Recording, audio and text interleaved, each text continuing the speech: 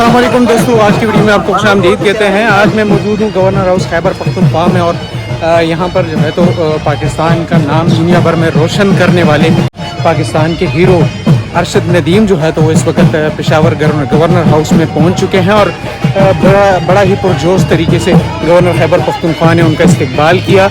और वो जो है तो आप मेरे पीछे देख सकते हैं, बगी में उनको बिठाया गया है और बड़ी खूबसूरती से उनका इस्तकबाल किया गया है।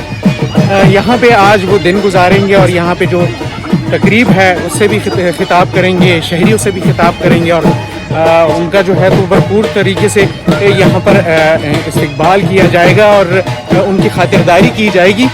और भी आपके साथ वीडियो शेयर करेंगे और दिखाएंगे आपको कि उनका इस्तकबाल कैसे किया गया।